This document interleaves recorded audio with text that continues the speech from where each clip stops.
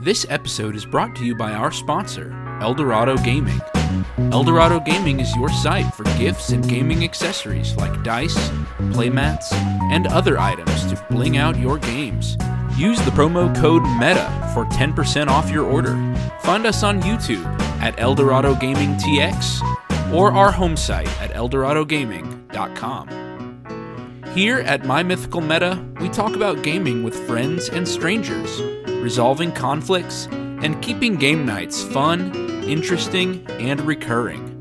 Our game of choice is Magic the Gathering, but our hope is that what we share is relevant for board gamers, RPG groups, video gamers, and maybe even your poker night. I'm Travis, and with my brother Benjamin and my friends Derek and Randy, we've been playing Magic together since 2014. The secret to a healthy meta is not in the game you play, it's being good friends.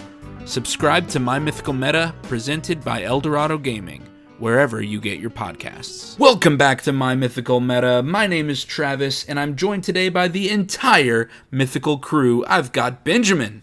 Hello. I've got Derek. Hey. And I've got Randy here with me. Howdy. The entire crew is here today, and we are so glad to be back, recouping after GalaxyCon. All four of us were able to make it out to GalaxyCon in Austin this past weekend, September 1st through 3rd. I had a great time. How about you guys? Yeah, it was fun. Yeah. It was pretty fun. I had a good time. Yeah, it was fun. Yeah. Exhausting, but fun. Oh man, that Monday, that Labor Day off, I just basically didn't move. My feet just hurt so bad the whole time. I think I played Baldur's Gate all day. I do not remember the day at all. Just a blackout day of just killing goblins. Truly. Yeah, it was such a fun weekend, though. It was amazing. The celebrity floor was absolutely stacked, packed all the time. Yeah, with celebs. absolutely. I know sometimes in Houston in Comicpalooza, the celebrity floor is sometimes dead. Like, there's maybe 2 or 3 or 4 celebs at any one time.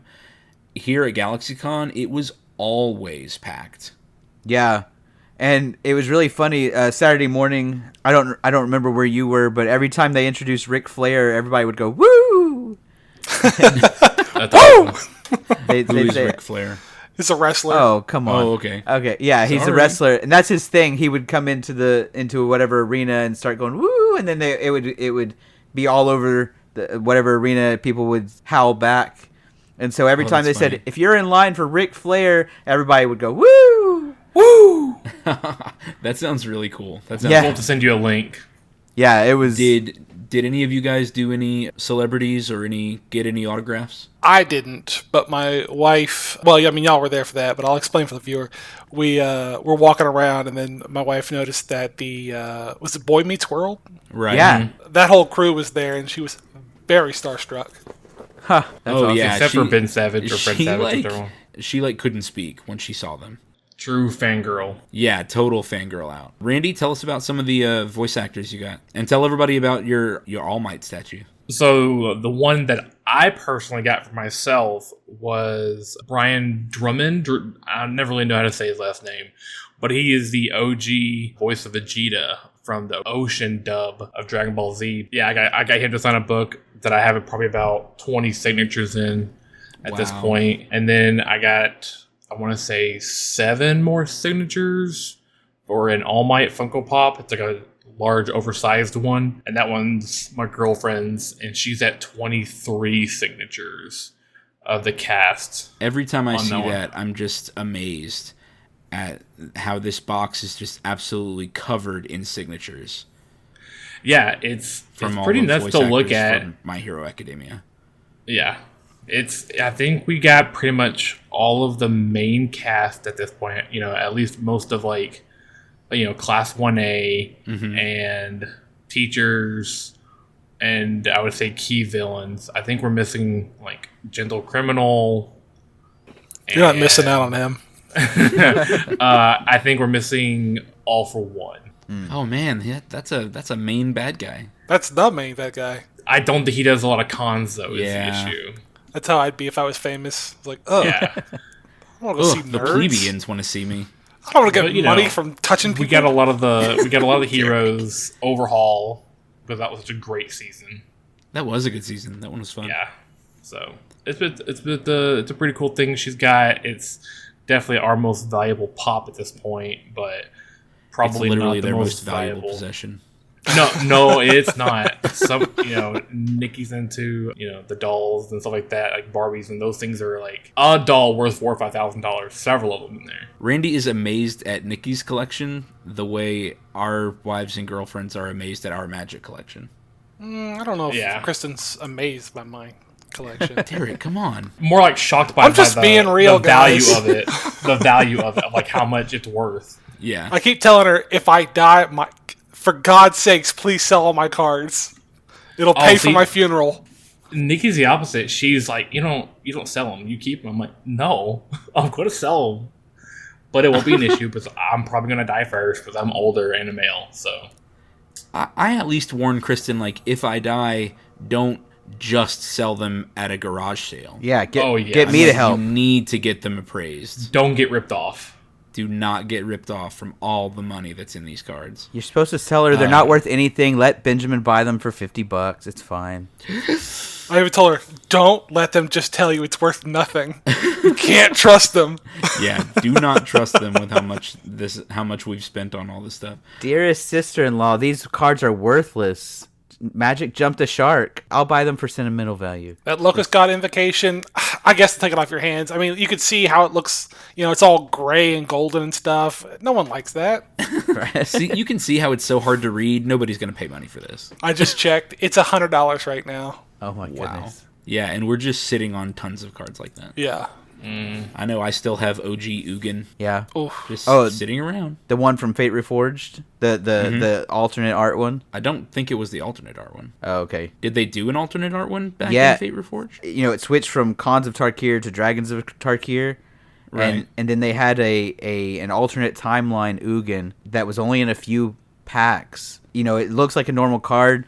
You might not even notice if you weren't looking for it, but it's worth way, way, way more than the regular printing. Oh, huh. I mean, yeah, that's definitely the one I have, yeah. I did get one autograph over the weekend.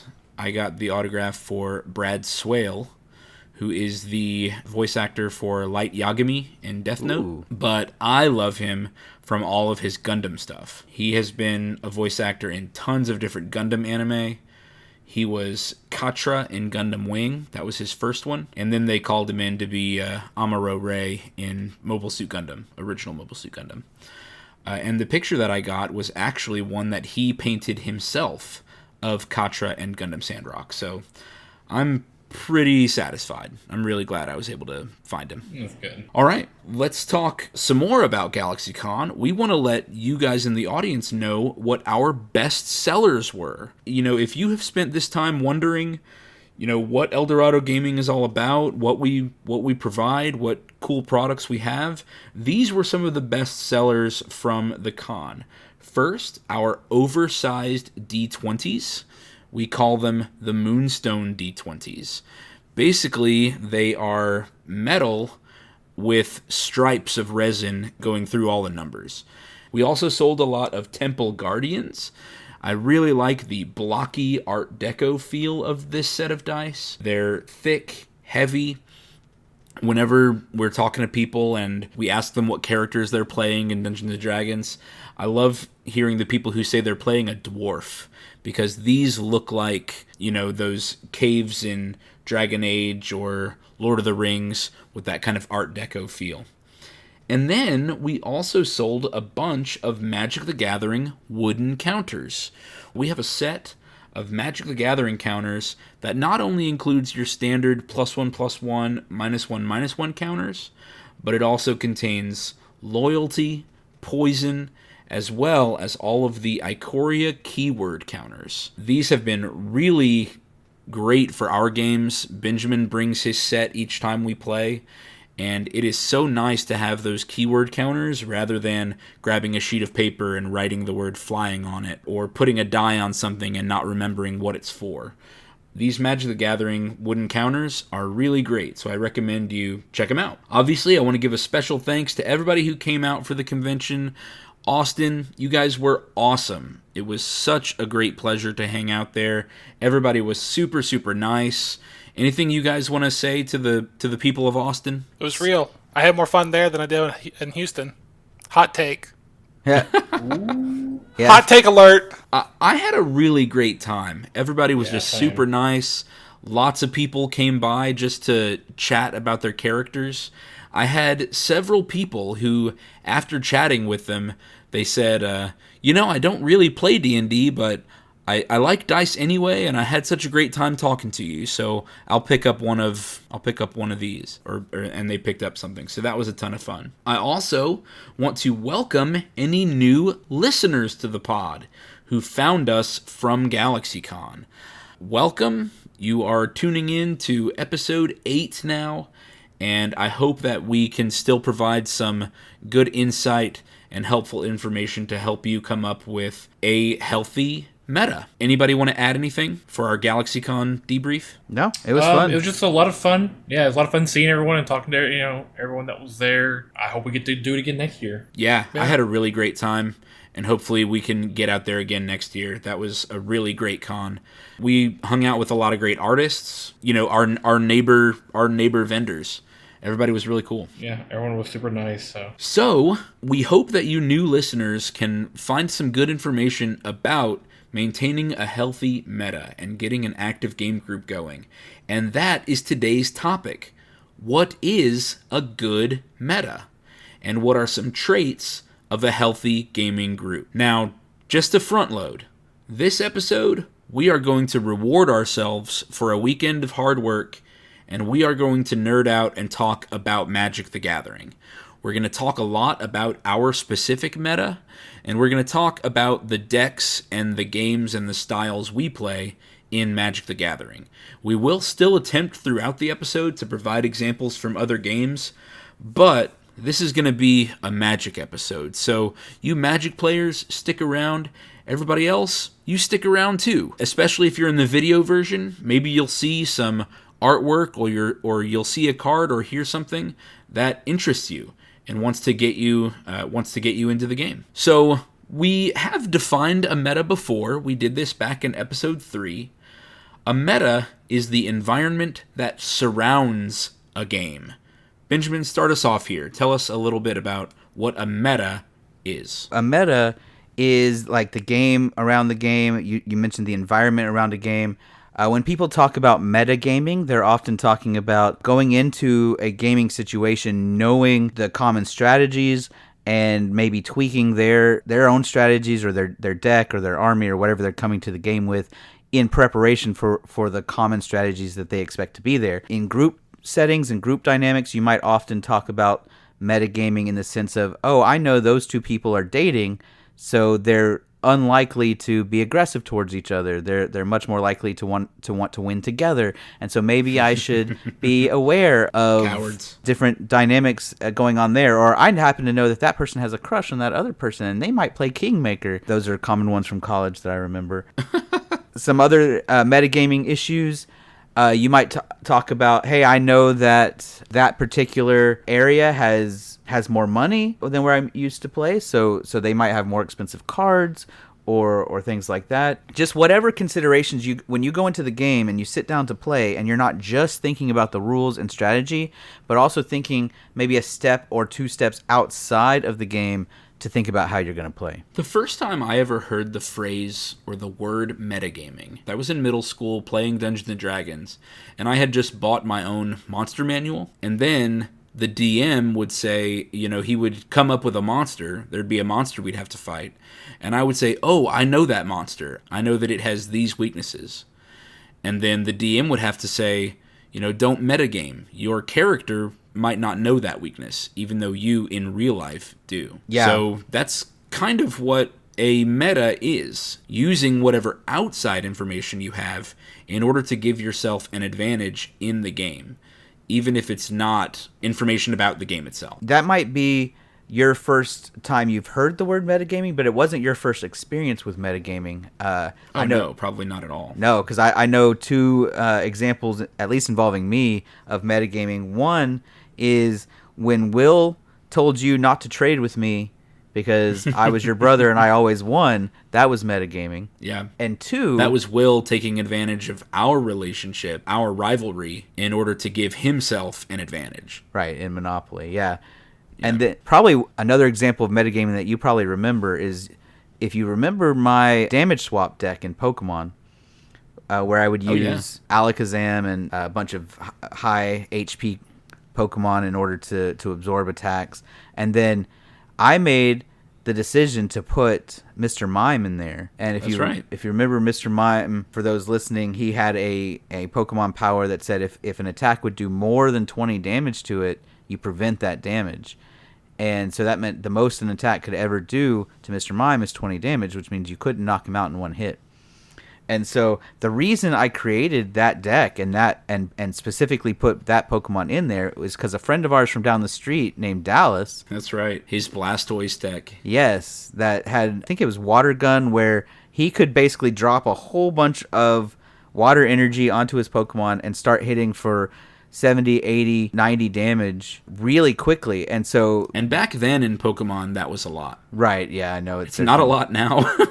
That game has power crept a ton, where 80, 90 is maybe half a Pokemon's HP. Yeah. But back then, that was a ton. Yeah, back then the highest a Pokemon ever got was 120 HP, and that was Chansey, the biggest one possible. And Charizard. And Charizard, yeah. And so if you were able to do that much damage, especially if you were doing it quickly before somebody could play their big Pokemon, then you were able to sweep their board real quick while they were still getting set up. And so I made the metagame decision to put Mr. Mime in there so that he was stuck. Oh, I've got this giant Gyarados blasting you with, 20 damage or nothing? What you gonna do here? And Yep. And in fact, that would make that deck almost useless because it turned through so fast that he would end up decking himself. And so that's an early example of metagaming where your card choices and your strategy are determined by what the people around you are doing instead of just playing the game and following the rules. For our group, our metagaming has gone even beyond that. We're not just metagaming to win, we're also metagaming to have fun. So let's talk about the qualities of a good meta. These are some things that your friend group should take efforts to including and to incorporating so that you've gotten the interpersonal matters out of the way. If you can get these qualities down, then you're going to open the way for really great competition and strong rivalries like we've talked about before. First, of course, is a friendly environment. Next, make sure that the people in your group have equal skill or a good learning environment where people who aren't as skilled in the game feel like they can learn. Benjamin, can you talk a little bit about a growth mindset? Just right before I do that, I want to just make sure that our listeners are on the same page as us. I think we've said this over and over, but I don't think that we can have a competitive environment until people have gotten close to our skill level, right? And so a growth mindset is basically saying, maybe I'm not as good as you yet, but I can get there. If we take the steps, maybe you need to show me a few things. Maybe I need to practice more. Maybe I need to do it. But knowing that, or truly believing that I can get to that place that I want to be, and I just have to keep at it until I get there. A lot of people, when they step into a game or any situation in life, will often say, "Hey, I'm not good at this," and they'll say it that way. I'm just not good at this. And a growth mindset says, I'm not good at it yet, but I can be, and I will be, and I want to be. I think that's a common situation, and in fact, I think one we're going to get to later, where there's this feeling of I'm not good at this, and if the people in your friend group and your meta are unequal skill, some people will, even if they had a growth mindset, if the meta is not treating it that way, if they label Randy the bad Magic player and don't encourage him and don't teach him and don't give him a chance to grow, then he'll always be the bad Magic player. Whereas in a friendly environment where people are constantly teaching, are offering a chance to do takebacks and things like that, handicaps that allow the skill to be equal while he's learning, then eventually he gets really good, and we're like, man, that deck's good, and suddenly he's a boogeyman, and we're worried about things he's doing, and he's a good Magic player because he was allowed to grow, right? So it's those sorts I remember when Randy had a really good game with his Brago deck. This was in like version 1 or 2 of his Brago deck. And we all wanted to see what all of the cards were. And we counted, and it only had 27 lands in it. I said, oh my god, you had a pretty decent game, but it could have been a lot better if you had hit your lands a lot more often and increased your land count. I don't know, maybe adding 10 lands. But then that's 10 less cards that could have done cool things. That's 10 less fun cards. Yeah, but I remember that experience. Yeah. And now Randy's Brago deck has a couple of infinite combos in it. Not infinite, but some instant win. Randy, what is it? Approach of the Second Sun. And Tunnel Vision? Tunnel Vision? So the thing is, you want to get Archaeomancer, I believe it is, because he will search for Tunnel Vision, and then I bounce. It's been a minute since we played. Yeah, it's been a minute, especially that deck. Since you played that deck, yeah. But it does have an instant win combo where if you can draw enough cards. But yeah, it's Archaeomancer, Tunnel Vision, and you just use it to find Approach of the Second Sun, so that then I think I bounce Archaeomancer to return Tunnel Vision from my graveyard to play it again, and then I search for the Second Sun again. And then if I have enough mana to play it, something like that. You can Tunnel Vision a second time and then cast Approach of the Second Sun a second. But anyway, I just remember how that deck has evolved. How it started off as just something where bounce a kid took all of their draft chaff, all of the pretty cards much that they had gathered that had into the battlefield abilities, and now it's become a really strong deck that we have to watch out for every moment of the game.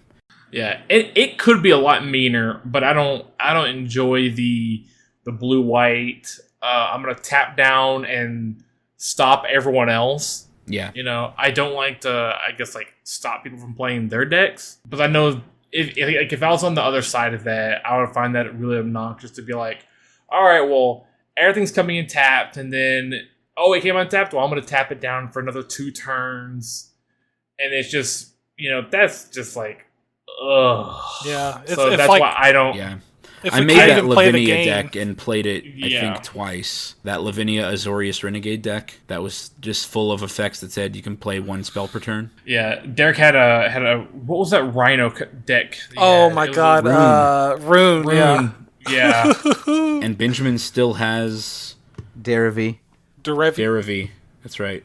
Daravi Imperial Tactician. Yeah, and I have nothing against them. It's just I don't want to put someone through the I'm gonna tap it down, tap it down. I have nothing against them. It's just I'll kill myself if I play it one more time. Hey, at least you I get don't to wanna keep walk it. someone else out. Yeah, but it's keeping it, but unable, but like in prison is just as bad as losing it. In a lot of cases. Here, we'll get to some more of those specific items and specific decks a little bit later. All Things that have come up in our meta that have led us to change and led us to make certain situations. But that does immediately lead us into good communication. Our group is great at active listening. It is important to be open and responsive to criticism. Everybody online is always saying, the number one advice in our EDH is often talk to your playgroup. And we can talk to our playgroup, but that's not going to do much good if they don't listen to the things we have to say. Yeah. And so we need to be responsive to criticism. When other people have comments about our decks or about our playstyle, we need to listen to them and then judge whether we do need to change or whether more negotiation has to happen. And in that vein, I have included some items about giving constructive criticism. Make sure that when you are talking to your playgroup about a problem that needs addressing, that you're phrasing it in these healthy ways. Healthy way number 1 is called an I message. This is when the criticism focuses on the action and not the person. It does not do a lot of good when criticizing someone to just call them a jerk. That's not helpful. The criticism needs to focus on whatever the hurtful action was. So we call that an I message. I feel blank when blank happens. We call forth the way we're feeling and the way we're feeling hurt, and then we describe the action that caused it. Not the person, but the action. We were talking about playing against stacks, against a deck that says you can only play 1 spell per turn, or the emblem that says you can only untap 2 lands per turn. I feel stuck when cards like that are played. Right, not when you play those cards. Right. You leave the word you out of there. Exactly. Leave the word you out, because I would feel that way no matter who played that spell, okay? I mentioned this in a past episode. I used to have an Avacyn Angel of Hope deck that was full of board wipes, and it had, I think, 2 land destruction spells. Armageddon and then Fall of the Thran, is that what it was called? Yeah. Yes. Both of those cards destroy all lands. So the entire game can almost be solved if I've played Avacyn and then destroyed everybody's lands. If nobody else can play any more spells for the rest of the game, then I can just bash people over the head with Avacyn over and over again, especially as I continue playing spells. So when we couch it in an I message, we know that it's the action that caused that hurt. Another way to give constructive criticism is called the compliment sandwich, where you give a person a compliment, then you provide the criticism, then you give them a second compliment on the other side. That way you are assuring the person that you still value them, that they are still a friend, but that there's an issue that needs addressing. The example I wanted to provide for that one was whenever Benjamin had his Orvar the Allform deck. This is a mono blue deck, a shapeshifter, and his effect is that whenever something gets targeted, you can copy it. Whenever something he controls gets targeted, he can copy it. And he would copy, what was it, Agent of Treachery? Agent of Treachery, yes. Agent of Treachery has an effect that whenever it enters the battlefield, you can steal an opponent's permanent.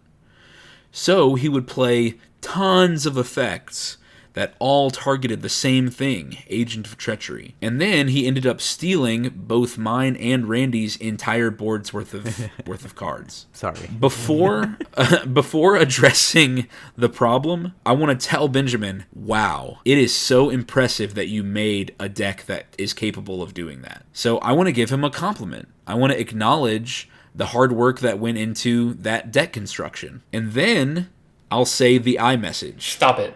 I feel like I can't play the game anymore because I don't have lands or creatures. Or because I don't have anything. It's a firm but loving stop it.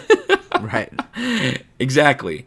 And it goes, and we've talked about this a couple times. It's about how we want to spend our time together. If I'm not playing Magic, which just kind of means, playing lands, making mana, casting spells. If I don't get to do those things, then the time we're spending isn't in the way we had planned. The same thing happened when I was playing Jaleva. Derek, I'll turn it over to you. How did you feel whenever I would play Jaleva and Jaleva-like cards? Cards that would take cards from my opponents and let me play them instead. Any one of the things that Jaleva does, I can deal with one at a time or whatever, but she's milling me. She's exiling my cards. She's playing my cards. She's keeping she's just overvaluing. It's just, there's no way to stop her because you just play her and it's an even bigger effect and it gets stronger and stronger every time you remove her.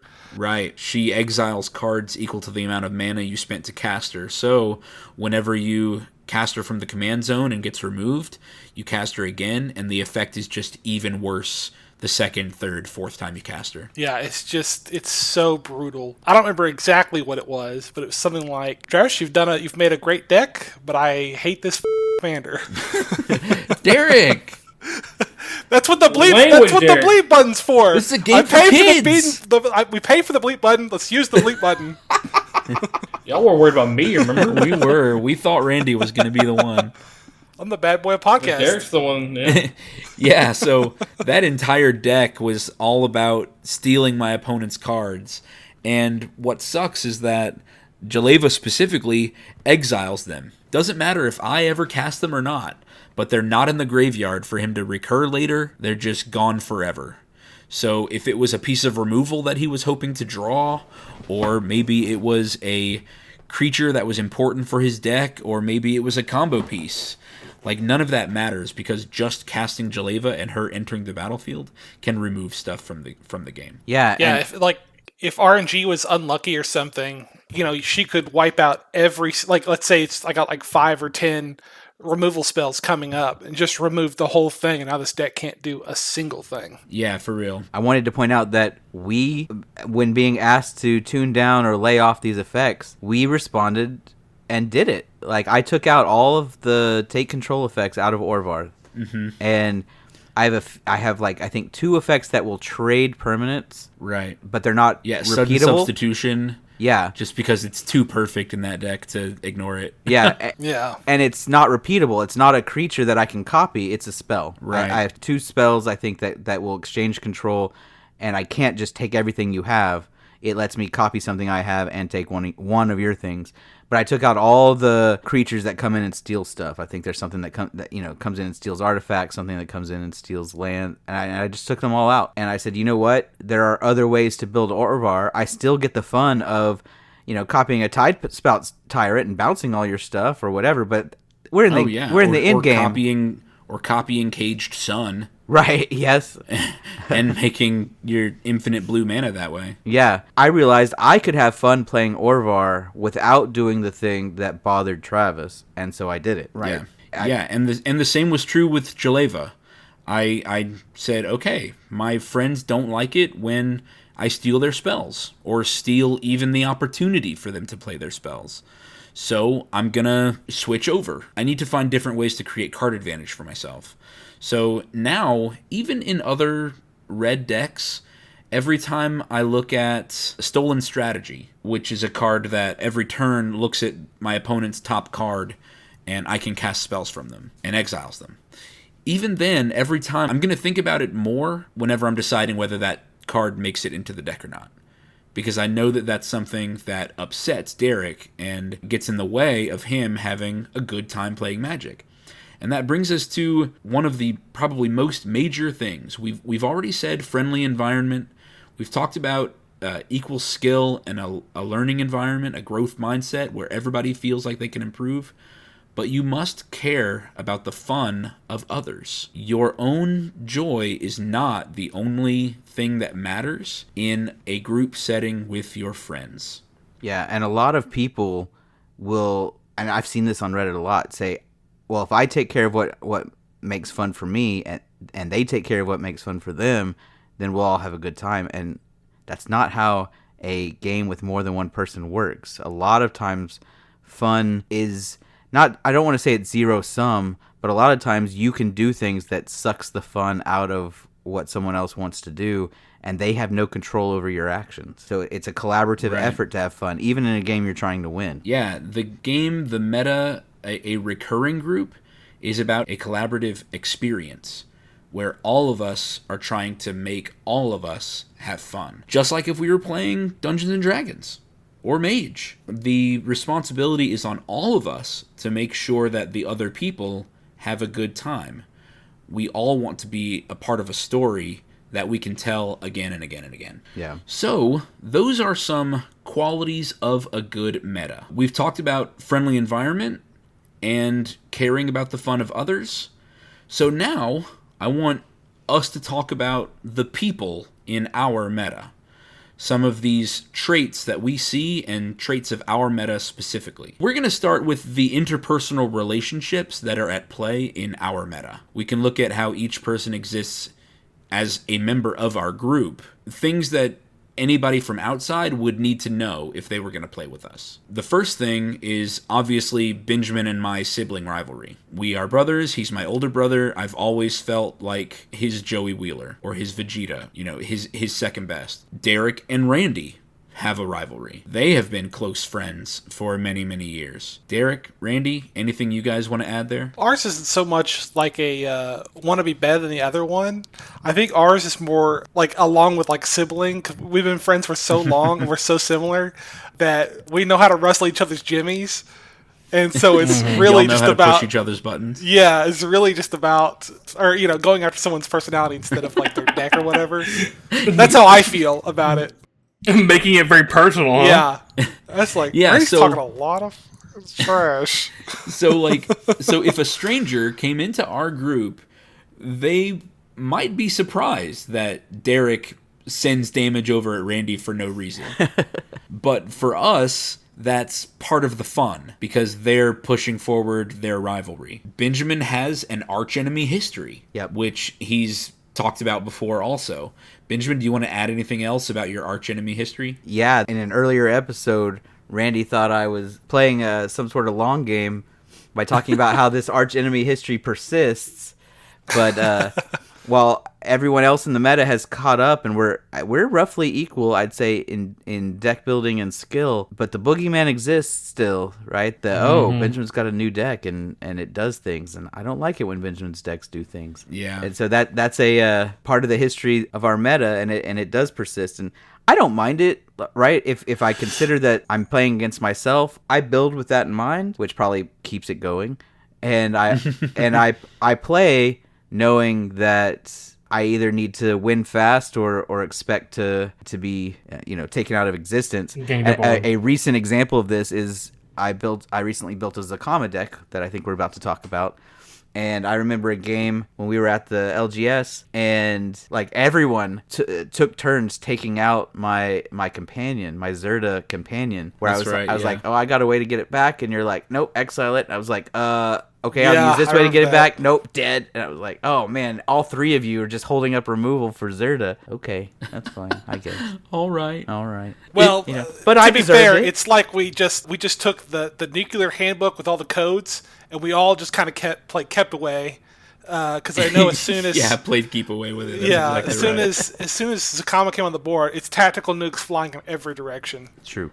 Mm-hmm. Yeah, because the difference between 1 mana and 3 mana for Zakama's ability is just debilitating. If each of his abilities costs 1 mana, you can, just from the mana spent to cast him, you can do 9 things. Yep. You can activate his abilities 9 times. Meanwhile, if Zerda does get knocked out or removed, you're down to 3 activations. Yeah. That's totally different. Mm-hmm. I just feel like lately, every time Benjamin comes up with a card or a strategy that we haven't seen before, I'm like, Benjamin wouldn't be playing it if it wasn't degenerate in some way. He's got to be doing something weird or wacky. And I think part of it is what he said a minute ago with, in my head, it was like, okay, he's the boogeyman. He always has these really, really strong decks, so he's been arch-enemied. Well, now he's like, well, I know I gotta be fast and go quick and really be even more aggressive, and so that's like it makes your decks even scarier because now it's like now he's really trying, guys. now he wasn't trying before when all of us sucked. He's anticipating but now that us we've gotten ganging better, up on him. He gets better too. Exactly. Listen, he's anticipating us to gang up on him, so he's like, well, I'm gonna have like multiple. You're becoming bad. You're just having contingency plans on top of contingency. Well, and that's a good point. This is a back and forth part of the meta. Maybe some of that rock paper scissors that Travis was talking about in a different way. And this is metagaming, knowing that y'all would see Zerda as a threat and go after him. I put in a bunch of instant speed ways to save Zerda, which is why it took all of you ganging up on me to kill it. So Absolutely. it's part of this back and forth. Yeah. And so it makes you once again back to being the boogeyman. it's like a self-fulfilling prophecy. Yeah. I don't super think of Benjamin as the arch enemy anymore, and maybe you feel differently, Benjamin. But I feel like we work together. You and I work together more often than we don't. Oh yeah, Like I I know agree we're with that. still trying to win, but when I we're see doing that. like Oh yeah. like politics and deals and stuff like Yeah. that, it's usually us two Derek making has deals with each other. gotten more evil than he used to be. And you know why? It's because of Benjamin. I was like, he's making good decks. I couldn't beat you, so I joined you, and now Oh yeah. all my decks have just become like, this will take care of Benjamin, this will take care of Randy, this will take care of Travis. Well, and this your good deck building. This isn't new. It goes back to what's the one that cascades twice and gives everything haste. Maelstrom Maelstrom Wonder. Maelstrom Wanderer. Wanderer, was a big boogeyman years ago, and Yeah. it was nuts. I mean, and of course that makes you the boogeyman for that game, and I'm happy for that. But Yeah. you're right. I think it's very often we're like, oh, Travis is doing something. Let's make this you and I, and let's go after him. But you'll still pull out the exile effect on Zerda. I saw that. Yeah, no, I'll do it in a heartbeat. But out of 4 people, I feel like, I could go to Benjamin first because I feel like you're very good, a very good sport about being the arch enemy and stuff like that, and you kind of let it, like water off your back type of situation. Sure. Yeah, I wanted to ask you, Benjamin, this archenemy history, do you like being in that position where you have to play tight every game? Or do you wish there were games where you could pull it back and just not have that reputation? I think generally I like it. I like, it's kind of an ego boost. You've mentioned a couple times that you like playing from behind. Yeah, generally I like it. It's a the- challenge. that you like the chase, yeah. Yeah, to know that I can't count on anybody to point their removal elsewhere forces me to play the value game of, hey, I've got to have ways to get it back because it's gonna die. Even in our when our meta swings towards not having a lot of removal, I just expect whatever removal is there to be pointed at my stuff.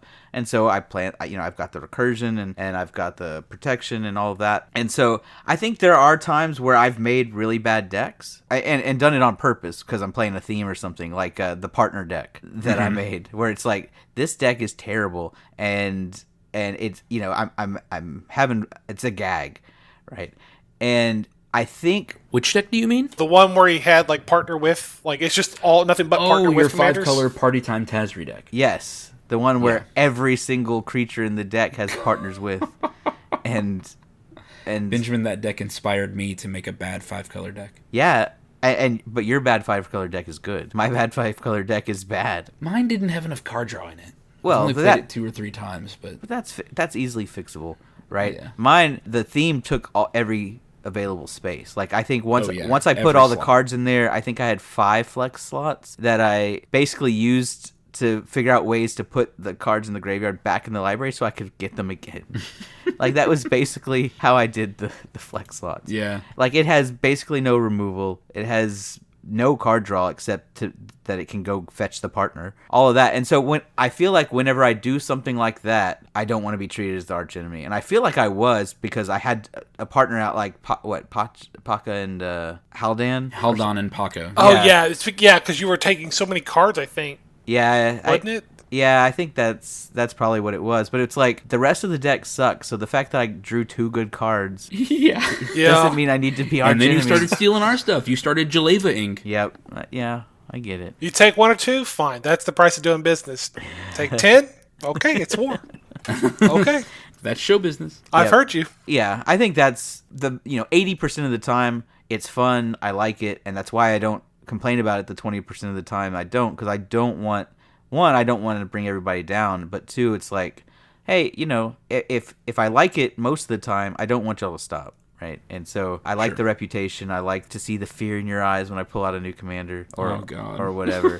and so I'm gonna we're gonna keep doing it. I do think that when you realize that there's a gag in play and this this is not the sort of deck that I spent When we realized that it's ladies looking left right when it or chair tribal. yeah. And I don't do a whole lot of those, but I've done more than is obvious, I think. And when it's one of those, I want some leeway to have a chance for the deck to do the thing. Sure. Yeah, good talk. There are a couple things I wanted to hit. Our meta has some common group behaviors, things that we do in a 4-player game. And I do think that these are pretty common and pretty normal for most EDH groups. Or maybe not. I don't know. If your group does different things than us, let us know in the comments. So we like to swing early and spread out damage. We usually don't like to focus down one person, faster than everybody else. And we've talked about that in a previous episode too. It's because we're all playing the game together, and we don't want one person to be sitting out while everybody else finishes. But swinging early might be something that other groups don't do. I don't know. And then not attacking people who are mana screwed. Usually the people who are clearly behind get left alone. And then it's pretty normal for that person to come back in the end and get third or second place. Yeah. If not win outright. Yeah, that might actually be one of the flaws of our meta, is that we're very forgiving when you stumble early, and it forgives a lot of deck building mistakes. It lets people win. Randy's 27 lands. Right. And that was my I really think it might have been your second deck I ever made. Super early in your career. Because it was Glissa and then Brago. And then everything else was just a pre-con, So that was the second that Glissa deck was... Man, that means you've had Brago for a very long time. Is that like your spirit animal? Earwasp may have been second. Actually, I think Earwasp was second. Okay. Brago was third. It was pretty early on, because I remember my very first Christmas in Houston, I got all of you like alt art versions of yes. Oh yeah. And Brago, that's right. Brago was the one I got for Randy, so it was shortly after. Yeah. Yeah, it's still there. But yeah, it was Earwasp then Brago.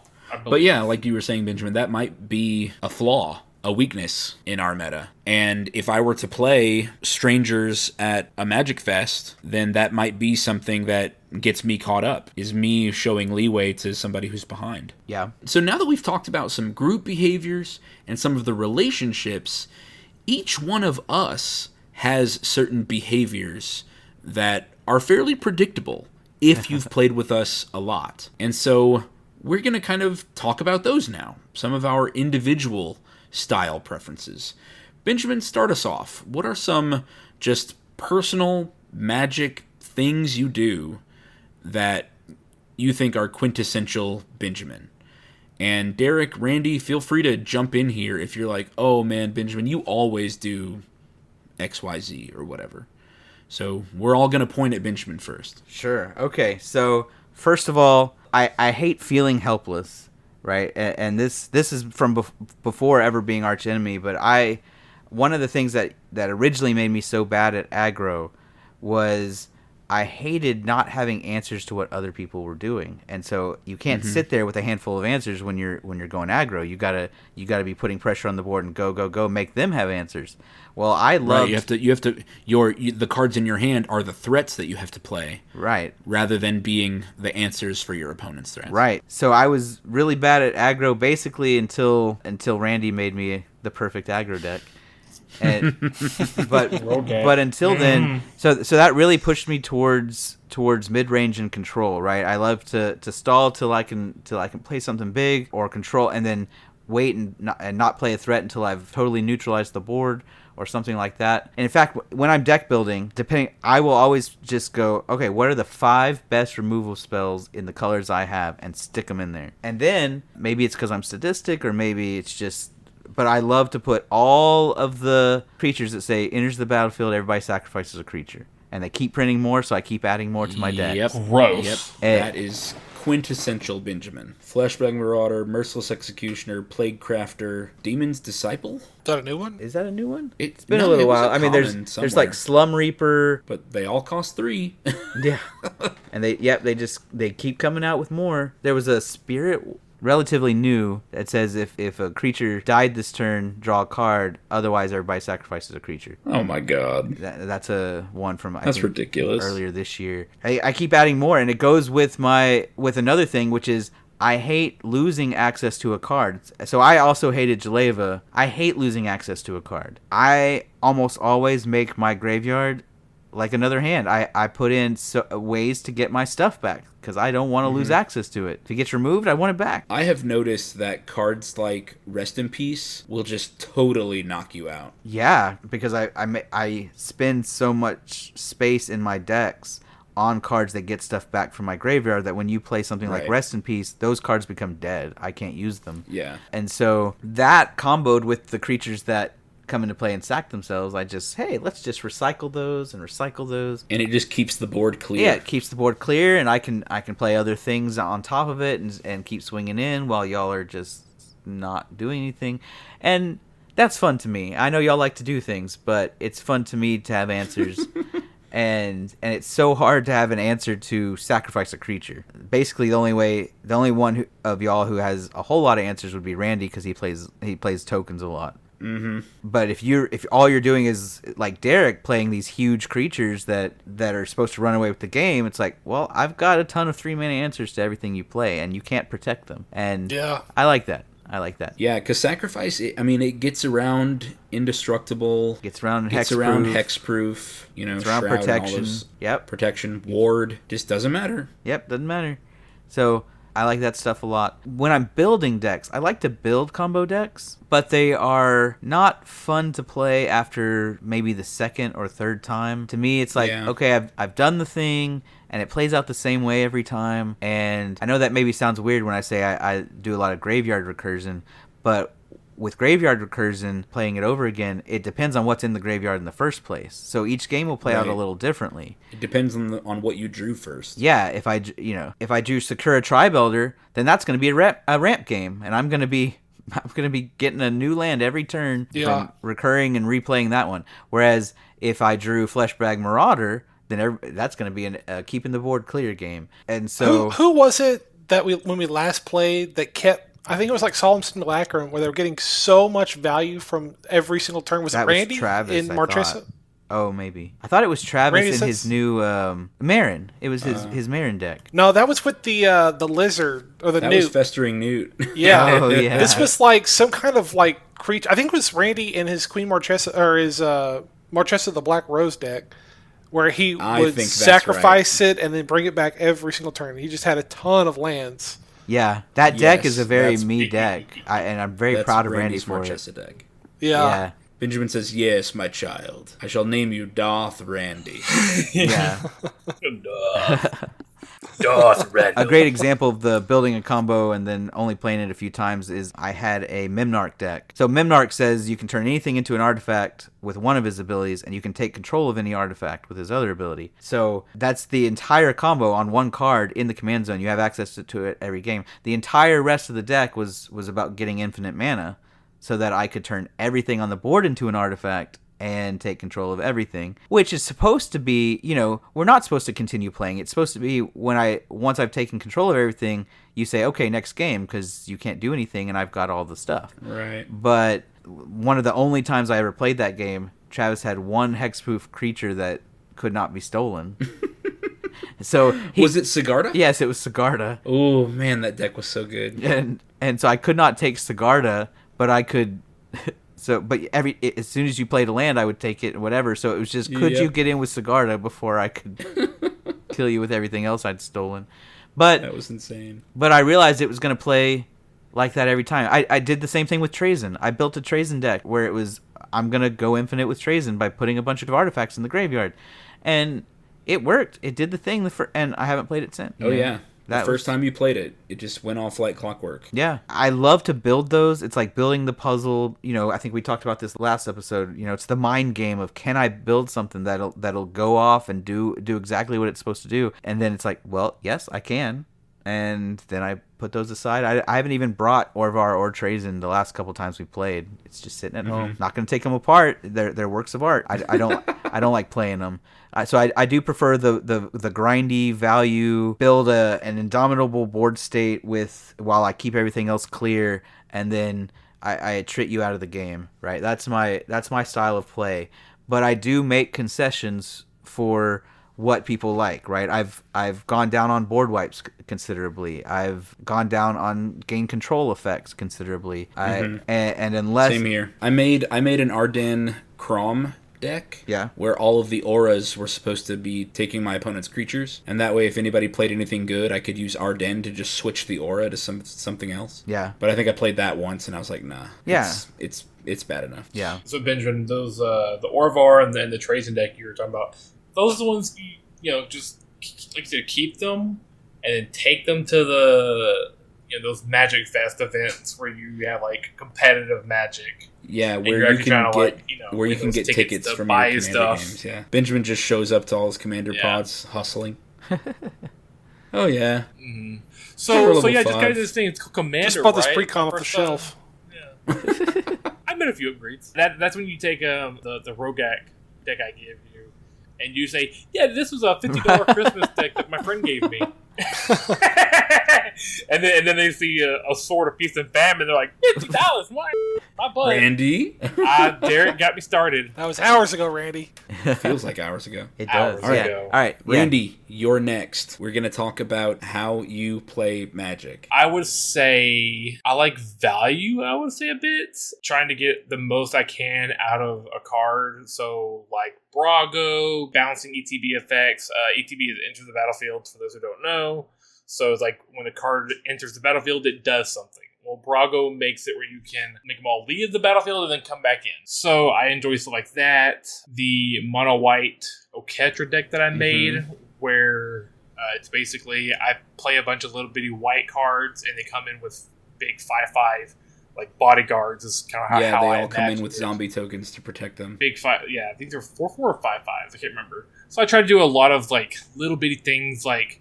When it enters, draw a card. When it enters, gain 3 life. Just whatever. Yes, it enters, gain 3 life.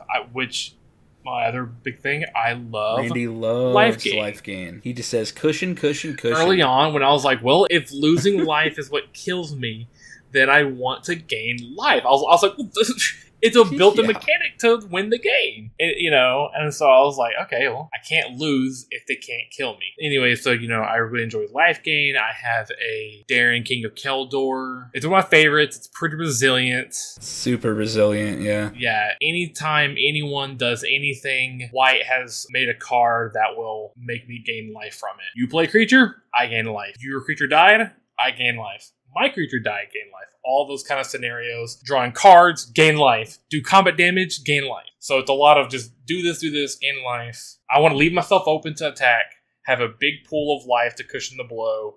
People hit me. I put a bunch of creatures onto the battlefield because of it. And then I have what are called the Soul Sisters out. And they gain me life. So you hit me for 10. I put 10 creatures on the battlefield. I gain 20 life. That's kind of the thing, is it's like...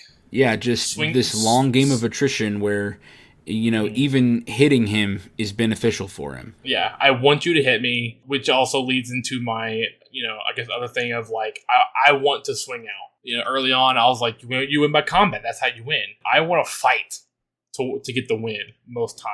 I want to swing out. So I have an observation here. Randy wants to swing out when he can win. I was about to say the same thing. Yes. If it would leave him open, Randy is super cautious. Like, he could have a huge army, but if he can't destroy all players at once, he'll hold all of them up. I get nervous sometimes from crackback. Because you used to do this with my Krenko Mob Boss deck, where every goblin is expendable. They simply don't matter. It's the definition of aggro. You just want to be swinging out, and it doesn't matter. But you would say, I don't know, I only have 80 goblins. That's not enough to kill all 3 people. No, I'm just gonna hold them up. I know. I was. Well, I was saying, and so I was worried about crackback. Yeah. And so just in case, why I would. That's why I built Darien. Was just like, okay, the crackback is good. Yeah, the crackback won't matter because you will have built the cushion for it. Yes, exactly. Yeah. So that's why I love Krenko, and it's like, okay, Darien's my flavor of Krenko. Mm-hmm. I get real big army, and then I can swing it out. So let's see, like life gain. I like big creatures. Yeah, I think I covered kind of my signature spell book. Yeah, I put huge power toughness creatures for both you and for Derek. There was a time in our meta where Derek had Omnath, Randy had Multani, and it was not unusual for every deck to come down to commander damage. Mm-hmm. And it's like, why do all of our games have a creature with 20 power toughness? Like, it's just it's so hard to overcome that because it just becomes a wall. It was a Rabo Roar of the World. That precon, that got me into like, oh, Voltron is fun. Like, I only get one creature, but he's really big and he can just one-shot someone. I mean, Aerowas is nothing to sneeze at either. He's, exactly. I like to be able to swing and not have to worry about, the whole like math is for blockers. It's like, no, math is for no one with Aerowas. Doesn't matter. Or I guess at that point, it really is only for blockers because Aerowas is like, you're not going to kill me. Right. You're not going to kill my army. So it's truly only for the blockers at that point where it's like, well, what do you want to put in front and sacrifice? Because like, here's what's coming at you. I've tried to branch out, I guess, a little bit. Yeah, your Marchesa deck is super resilient too. Yeah. Just playing that really long game and creating that insurmountable value. Yeah. Niv Mizzet, Guild Pact, super just like, dang, board wipe. I guess I'll play Niv Mizzet and just get a whole new fresh hand of stuff to play. Do you mean Niv Mizzet Reborn? When I say that, I think I said Guild Pact. Like, that's Jace. Jace is the Guild Pact, right? I think... Yeah, Jace is the... I think Aftermath had a Niv Mizzet card. I think it's Niv Mizzet Supreme. I think I remember the memes of him wearing a sweater or a jacket. Okay, that's funny. I'm just imagining Niv Mizzet with that drip. Yeah. He did it himself. No, you're right. It was Niv Mizzet Reborn. Yeah. And then I think Jace had a card where it was like Jace, the Living Guild Pact. Right. Niv Mizzet Reborn, when he is reborn as the Guild Pact himself. So, like, I'm not crazy. That one's a very resilient deck. A couple other decks you have that just gain overwhelming value. Yeah, Shrines. Huge armies, and they're all big. Miriam Sentinel Worm, which is just kind of like classic Dragon Tribal, but no, it's not just one, it's two of them. Getting double, baby. Yeah. Again, I like getting some value for, like, if I'm going to spend this mana, I really want to make it count. I have some other things coming down the pipeline I'm hoping, will be fun. I have a Spell Slinger deck coming up. Ooh, fun. Yeah. It's going to be another Izzet deck, probably. Cool. So I'm not sure if it's going to cannibalize the one you got me. Well, I mean, like I think it'll be at Arjun. I think I would keep Arjun as a secondary commander. Okay. So it's still going to be Izzet, so I can just pop him in and out. Okay, that makes sense. So it'd be upgrading him finally. So that brings us to some of Derek's style preferences. I mentioned huge power toughness creatures for you too. You've got Thrun. You had Omnath, original green jelly bean for a while. Was that your very first deck that you made yourself? That was the very first deck I ever made, and I still love that little man. He's my backup commander in Thrun now. Nice. Or he's one of... It's Thrun, and Omnath. Right.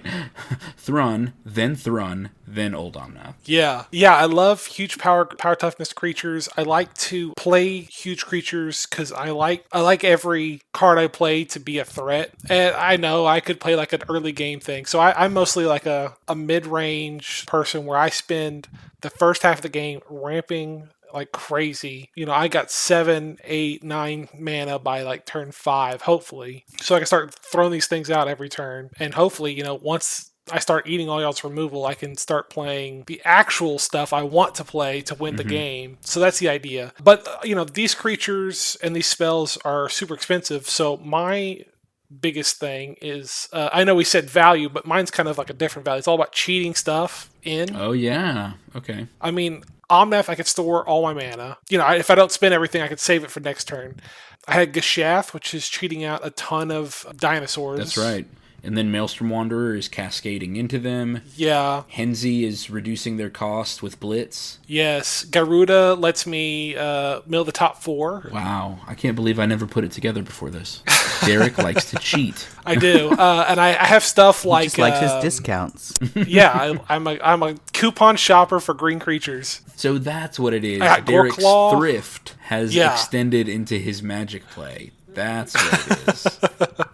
See, I'm running through my deck real quick. There's Lurking Predators. That's right. When you guys cast a spell, if it's a creature, I think I can play it for free. And the creatures I'm playing are, board warping, usually. Oh, yeah. So these types of effects is that I want to cheat as much as I can legally. So, being these big creatures, once I get to that point in the game, it's kind of trying to keep the pressure on when I can. I think I usually attack more than I don't attack, but it depends on the situation. And lately, I can like look back at the decks I've made. I can kind of like categorize them as in like, oh, these were bad decks. These were my medium decks or whatever. And I'm in kind of a new era where I'm becoming more like Benjamin, where it's just lots of recursion, lots of targeted removal now. Isn't that so cool to see how your own deck building goes through eras and goes through phases? Yeah. So I know when I made my Kenrith, which was kind of a group hug until it's not. Right. It's like, yeah, we can all be friends here, have some cards or whatever, and then I'm going to play Cowardice or Dismissing the Dreams, and I'm going to break y'all's back. And then on Garuda, it's clone. It's not really clone tribal, but it's full of clones that cost even amounts of mana. So we can have fun. I can start cloning all y'all stuff.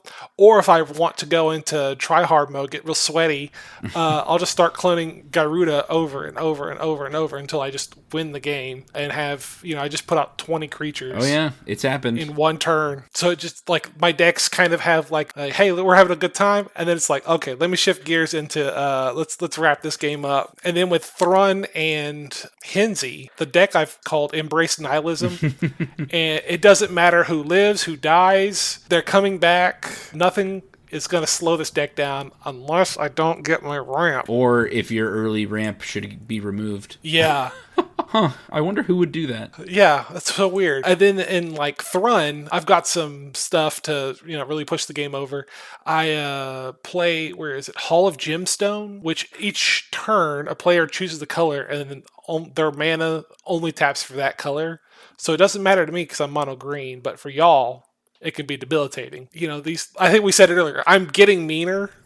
I'm putting more stacks pieces. I've got Ulamog and Kozilek and Void Winter in that deck. In Henzi or Thrun? In Thrun. Okay. Since it's mono green and rampy. Yeah. I played it one time. It that betrays in Henzi. I can make y'all sacrifice creatures, and then when y'all do, when that betrays is out in the field, I get those creatures back. And I think that really did some work one game we played. My deck building now is becoming so... Like I said, I've said it before, I really admire how Benjamin can be the arch enemy, and I want my decks to be able to be arch enemy and still win, is the goal. It's not always the truth, but that's how I build decks these days. Cool. I am a prolific deck builder. I am always trying as many different strategies as I can, and so I didn't know what to put in the outline for me. Are there any moves or behaviors that you think are just quintessential Travis, where it doesn't matter what deck I'm playing? Because I feel like I try to be, obviously it's hard for me to evaluate myself. I try to adjust my behavior based on the deck I'm playing. But what do you guys see in me? I know you and I, especially, I don't know if specifically Randy and Benjamin, but you and I, going back all the way back to Smash Brothers, we've always loved variety. Not playing the same character over and over again. It's a new character every turn. And for you, it's like a new deck every time you play. And even like my decks, like I want each deck to do something differently. And so you've got like 30 decks or something. I'm up to 35. And they all do, something different. I think you're very much a variety I do know that man. sometimes you get fixated on a certain concept and you'll build decks over and over and over until you find something that works. Like, I remember you going through a phase where it was like, we need to play a fair game of Magic. and you... Oh, yeah. And you tried Lavinia, you tried that one dragon that destroys 2 lands. What is his name? I don't remember, but, like, you went through so many variations of a fair game of Magic. And then you went through a phase where it was Numot the Devastator. Yeah, there you go. Yeah, if he deals damage, destroy 2 target lands. And then there was the phase, the group hug. I want to see your deck, and that's gone through so many iterations. It's in its worst version right now since Golos got banned. Right now, it's Joda the Unifier, and it's just it's not the same. But like the Gates mana base is the same, but no, Joda not so good. It's not so good no more. I feel like Gates is another archetype that you play so much, and probably just because it's cheap. No, that's exactly the reason way to pay. Why my group hug deck was Gates. It's because at that point I was just out of other lands. Yeah. So I think that you are, you certainly are a prolific deck builder, but there's a few things that I think you do maybe less often than others. Like, other than Krenko, which was one of your earliest decks, I don't feel like you do mass tokens very often. I just won last time we played with Sisei and Hidden Wynota. What is more combo, I think? Well, that's a combo deck. Yeah, that's more combo than... It's not like Darien where he builds up tokens over time, and same thing with Krinko where you build up tokens over time. Wynota is, I win the turn I get Wynota out, and if not, then I win the next turn. Right. Like, I don't consider that a token deck. Okay, in the same fair way. enough. I think maybe, what's the... Gahiji? Did you have a Gahiji I do have deck? a Gahiji deck, yeah. Maybe that one's a little tokenish. I have yet to make it go off with all the tokens that are in it. Right. It's always about trying to get my opponents to attack each other. That's the only way I've won with it right now. Let's see. So, Travis, you're more defined by what you don't have than what you do have because you do have so many decks and have spent so much time building. And then when you're like, I have too many decks, I need to stop building, you just build them for us instead. Yeah. Guys, that was so much fun this year to make birthday decks for y'all. It's truly like the joy I get from Magic is in deck building and in thinking of you guys. Yeah. I wish I had a fraction of the inspiration you have for building decks. Building decks for me is such a laborious and stressful process. I'm like, let me dig out the collection, see what I got, check on EDH Rec, what looks good. Yeah. It's like a whole thing, and I got to sit down and cut 200 cards over the course of like 2 or 3 weeks. Yeah. Deck building is hard because I hate cutting cards.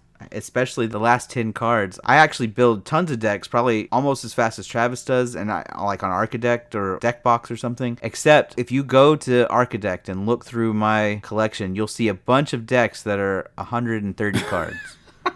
Because and therefore never get made because I never cut 30 cards. You know, I never pull the trigger on them. I don't know. I've just gotten good. I admire that you can do it. I just kill my babies, you know? Ooh, I would love for all 30 of these cards to be in there. What? I'm 15 spots over? Well, you 15 good cards. You have to go. Plead your case. So hard. Yeah, exactly. You have failed me for the last time. See, and for me, when I'm in that situation, the ones that plead the worst case are the lands. Just saying, that's how you get 27 land. Oh my god, Randy! Like, yeah, lands are cool and all, and you need them, but I mean, Randy, as somebody with a 24 land deck, I'm not going to tell you that's never right. Which of your Probably decks never has right 24 lands? Ragavan. Oh, yeah, that'll do it. Hey, it's perfect that you mentioned Ragavan, because that brings me to one of the last things that I want to get to tonight. We've talked about each of our individual behaviors, each of our individual strategies. We've talked about receiving and giving healthy criticism. All of these things create an environment where there's strong competition. We all feel like we can try to win every game because we know that winning is not going to hurt somebody's feeling. Winning is not one of those sticky social situations that our group has to contend with.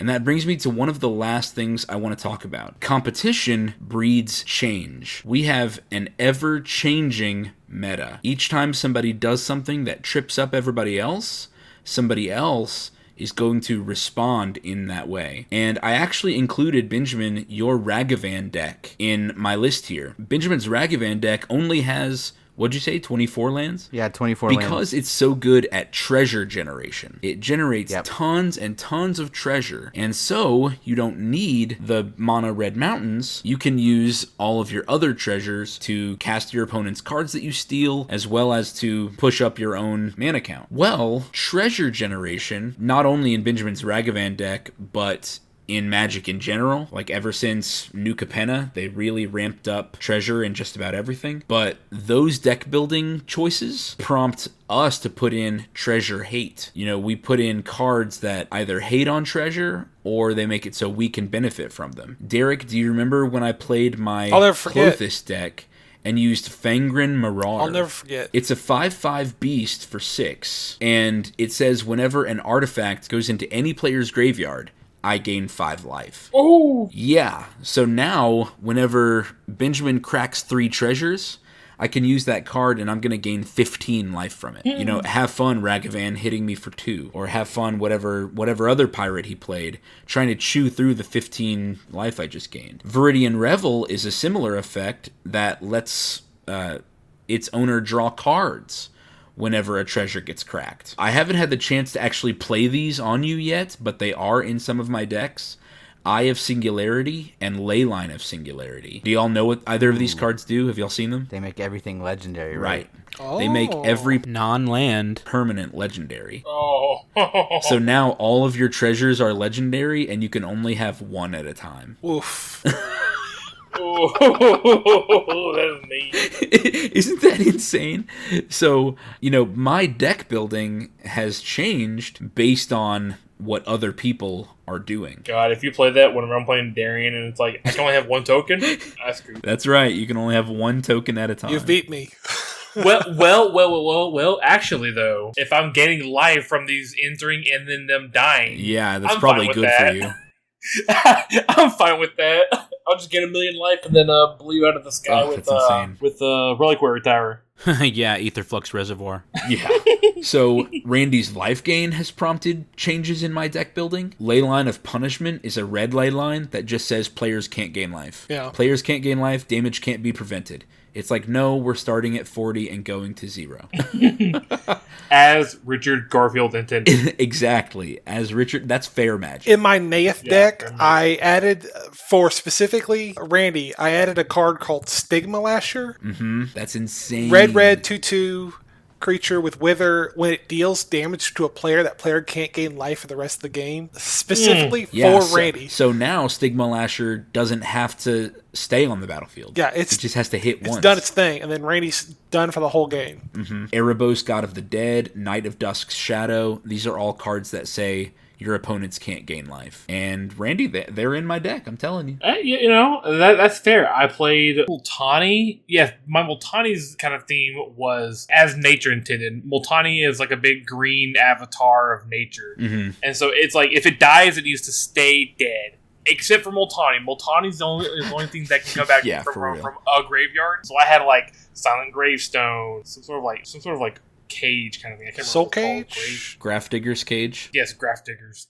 Cage. It was just a lot of like, if it's in the graveyard, it can't be targeted, it can't be played, it can't be this, that, the other. And Multani specifically has a way to get out of the graveyard and back into your hand without being blocked by those abilities.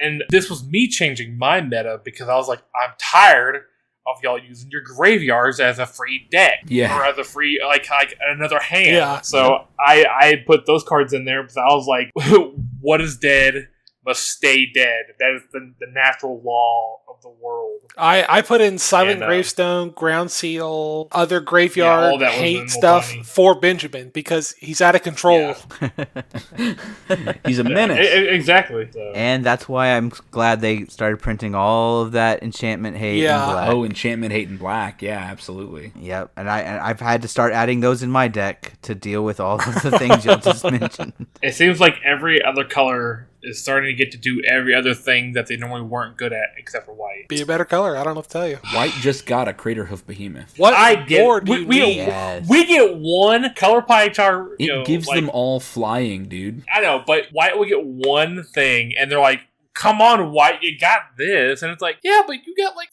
4 of them," and it's it's like, okay, white thing was like, you gain life better than anyone else, and green's like, anyone else? We gain life better than anyone else. Yeah. Green, and then Witherbloom in Strixhaven came out, and they were like, let's give black and green more life gain. Yes.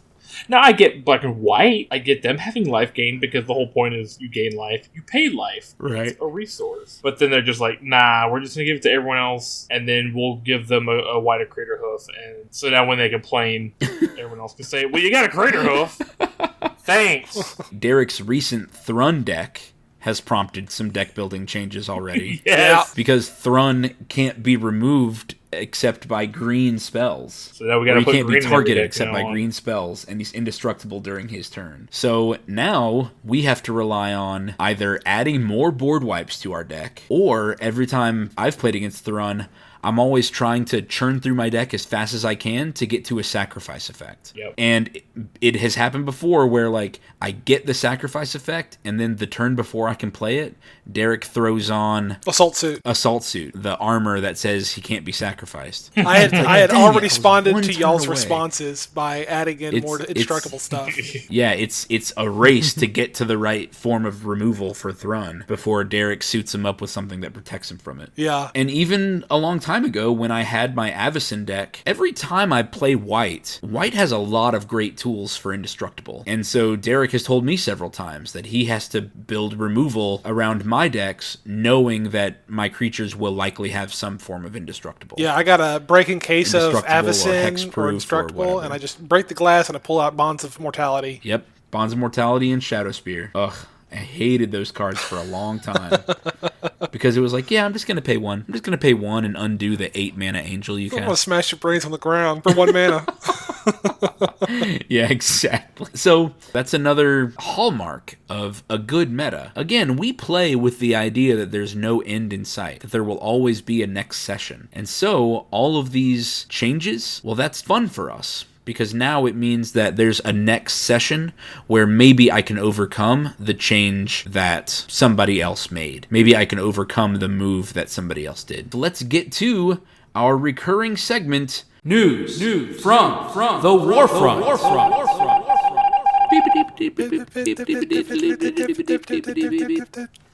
I love how you do it every time just to then cut it and replace it. Yep, just to cut it and replace it with my effect.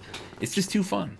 Okay, we have a post on Reddit from our board games. If you didn't listen to episode 7, it was an awesome board game showcase. Go back where we talk about the reasons we play games and then games that facilitate all of those reasons. It was a really fun episode with lots of great games addressed.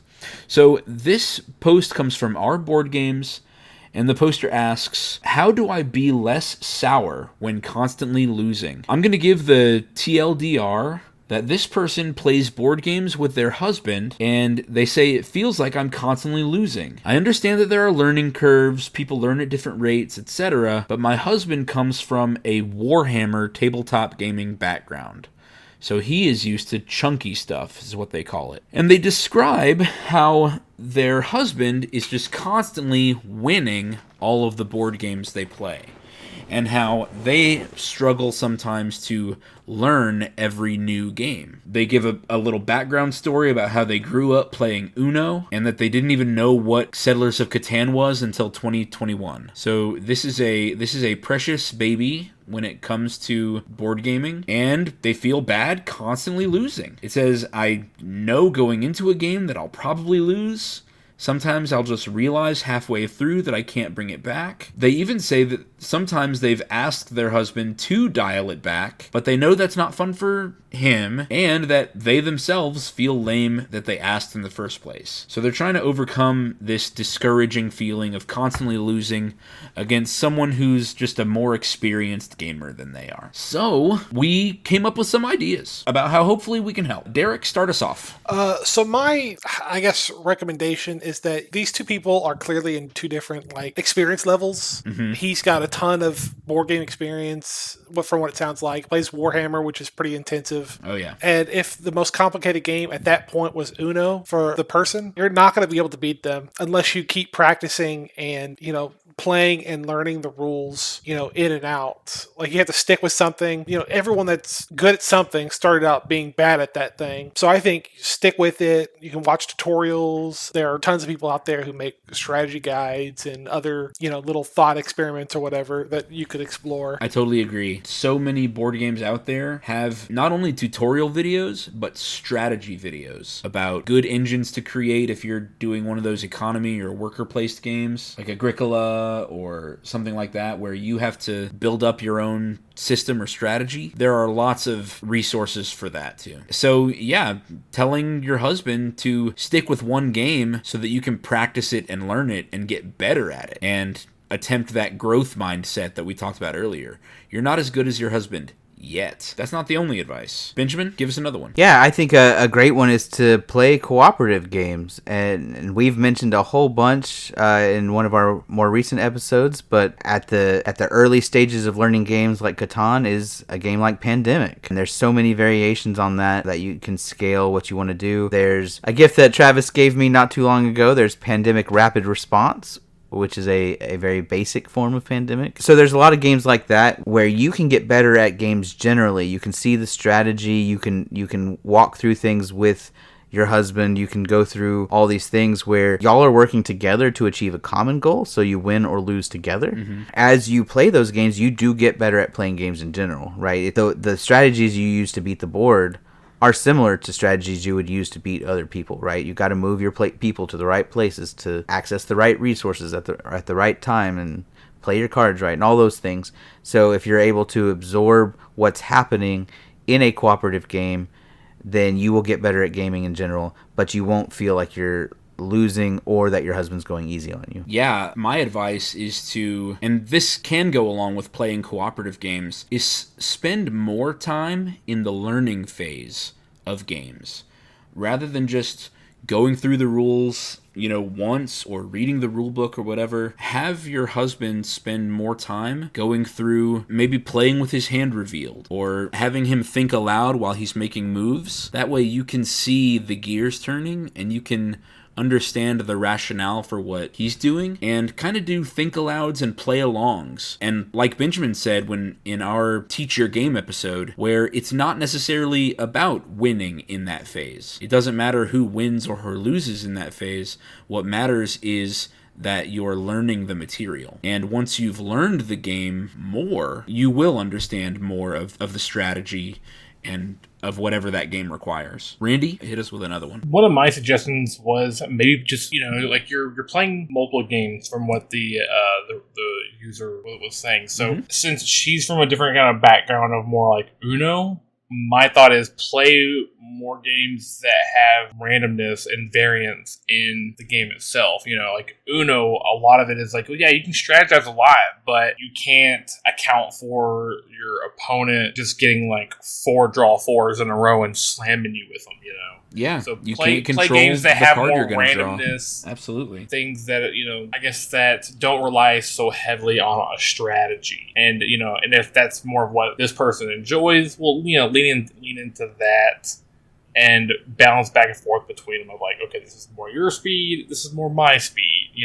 As long as you're both having fun, that's the most important part. So if you're not having fun doing only the really, what they say, chunky? Yeah, they chunky? call them chunky games. Yeah, the word that pops into my head games, is crunchy, where it's crunchy, like rule after rule and interaction after interaction. Yeah. Make sure you're playing something that's, more up your avenue. Yeah.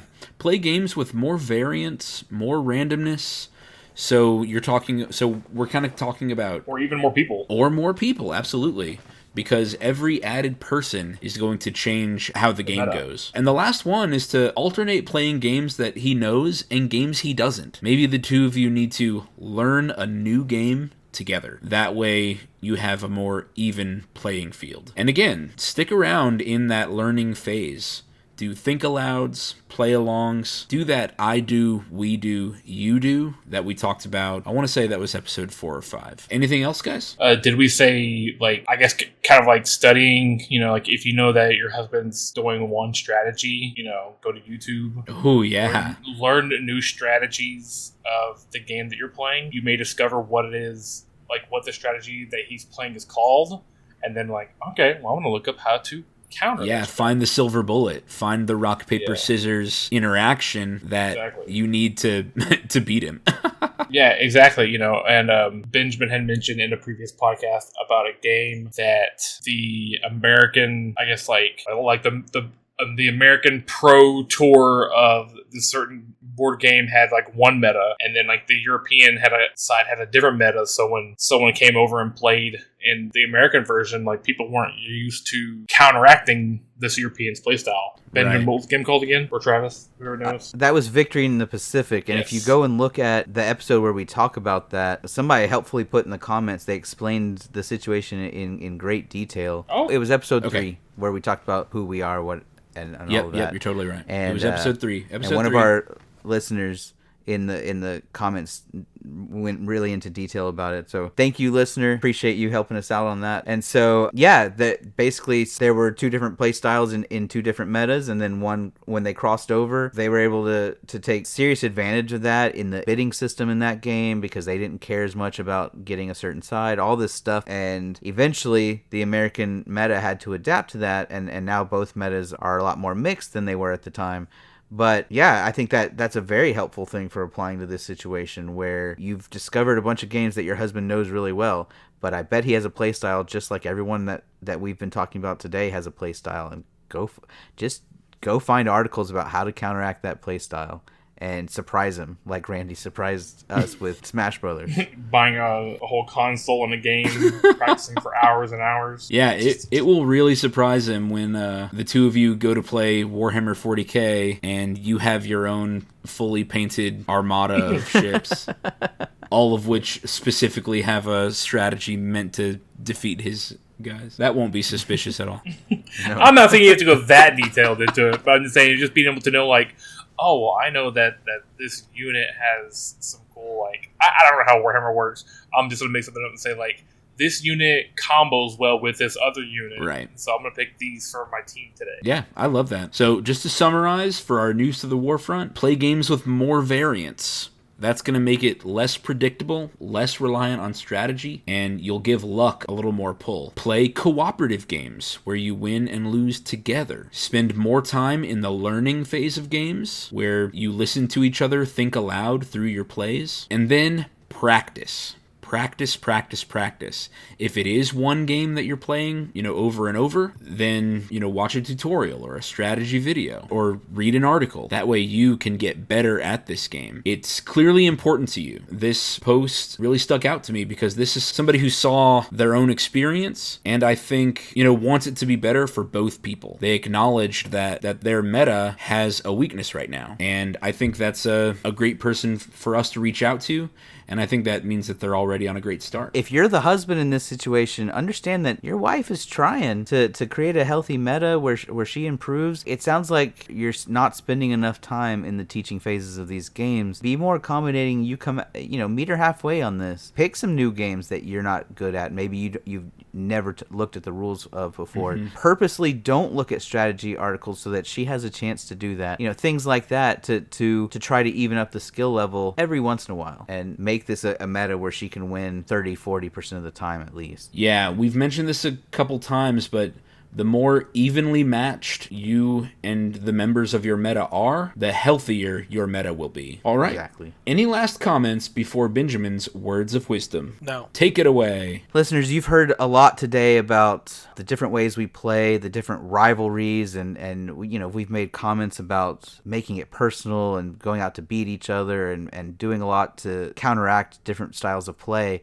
But what I really hope you took away from today was how much we have gone out of our way to accommodate each other, to care about the others having fun, to create an environment where people have grown significantly, mm-hmm. where we've developed not just different play styles and different ways to play the game, but we've grown as people. A healthy gaming group, a healthy meta consists of people who communicate well. It consists of people who are focused on the environment that they create, that are accommodating and caring. And once again, this doesn't just go with gaming. It goes with everything. You need to consider the people that you are around, and if you want a healthy family, a healthy work environment, a healthy game group, you need to do your part in considering the needs of others and make sure that you accommodate their needs. Now, that doesn't mean to put yourself third, fourth, last on the list. You need to watch out for yourself too, but it does mean that you adjust your priorities so that you can get what you want while getting what they want. That fun is not a zero-sum game. Healthy relationships are not a zero-sum game. Everyone can achieve a higher level by working together to create a healthy and fun group. The end of another great episode. Beautiful. Loved it. Beautiful work. All right, guys. Thank you so much for listening. Remember that if you have any specific issues that you want us to address, if you have a specific question, if you're a new listener from GalaxyCon and you just want to say hi, you can send us messages by leaving comments on YouTube or any of the audio versions of this podcast, or you can send us direct messages through email at mymythicalmeta@eldoradogaming.com. Thank you guys so much for listening, and as always, Benjamin, Derek, and Randy, thank you guys for being my great friends. Have a great night. Bye. Later. This episode was sponsored by Eldorado Gaming. Use the promo code META for 10% off your order. Please like, comment, subscribe, and share. This episode was edited by me, Travis Konishek, and our intro and outro music is by Tyler Heath of the Oh Hellos.